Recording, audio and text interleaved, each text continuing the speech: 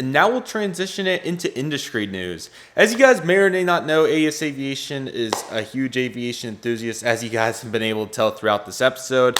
But AS Aviation has a lot of amazing ties to Pakistan. As you guys may or may not know, AS Aviation has some family in Pakistan.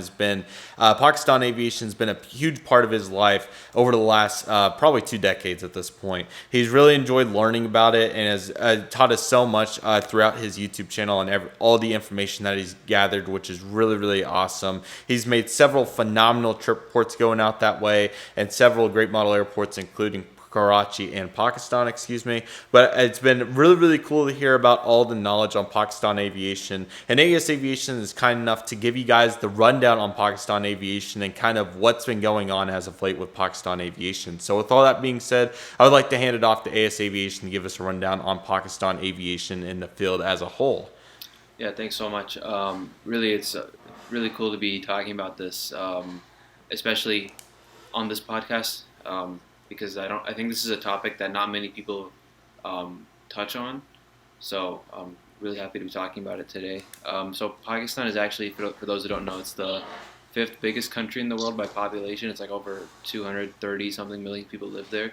But unfortunately, the air travel market there is historically not been really good. It's developing.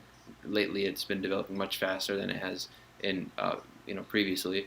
But a lot of people there, most of the population actually cannot afford to, fly. From my understanding.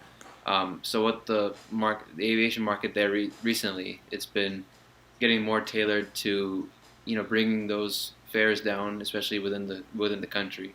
So we've seen a lot of new airlines emerging, especially over the past 6 years. We've seen the likes of Serene Air, which began operations in 2016. Just back in 2020, you have Air Cial, who is a really big privately owned airline. They have big financial backing. They recently began operations back in 2020, and just up and coming right now. Actually, we have a new airline called Flight Jinnah. They're actually owned by Air Arabia, so they have, I think they're part owned by some private Pakistani company, and then they also have a big stake from Air Arabia. So they will be starting operations next month, I think. So they already have some planes and cabin crew all ready to go. So the market has been evolving in Pakistan, especially domestically. Like I said, it's a big country with over 230 million people. So domestic travel is really big. You really need more planes in the domestic sector compared. When you look at Pakistan right now, I think I could be wrong, but I think in total across the four major airlines, PIA, Airblue, Serene, and Air Cial, you only have like 50 planes total, and for 200 something million people, that's really nothing.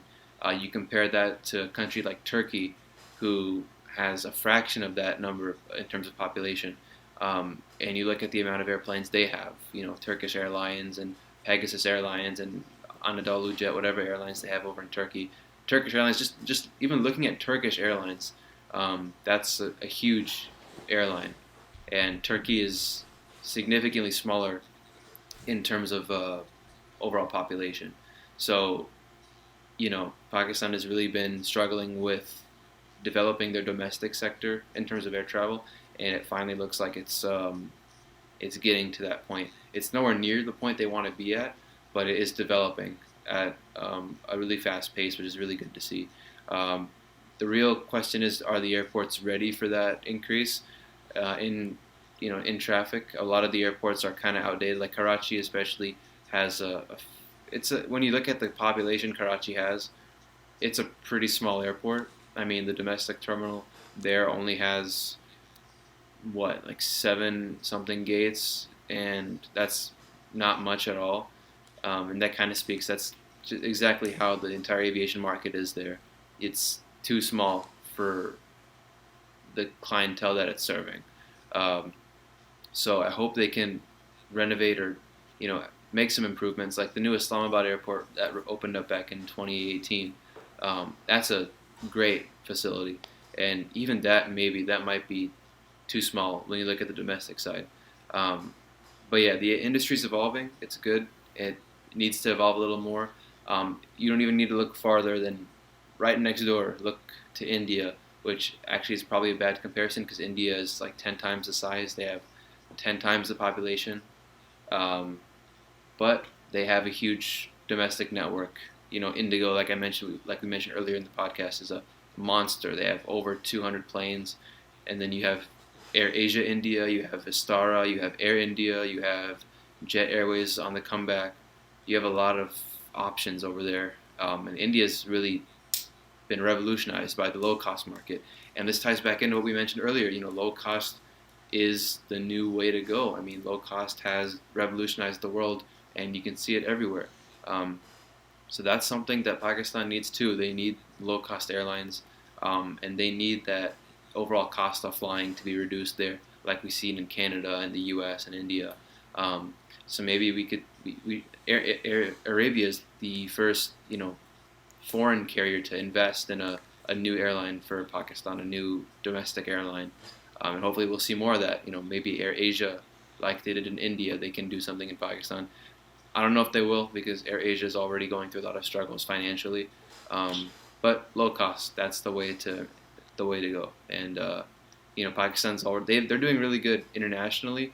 PIA, not really, but when you look at international airlines, Emirates is, I like to call them Pakistan's unofficial flag carrier because they literally are just killing like their first flight was Dubai to Karachi back in 1985, their first ever flight, and then they've just built off that success.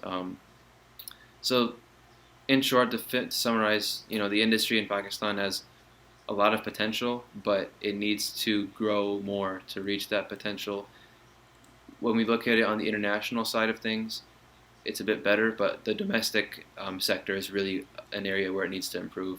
And I think the best way to reach that is through more low-cost airlines getting into the market, and that way more people can afford to fly. And it'll be easier for them to visit loved ones, friends, and just get around easier. So that's my brief rundown on the aviation industry, on the Pakistan aviation industry. There's a lot of things I didn't cover. Maybe I might have forgotten to cover.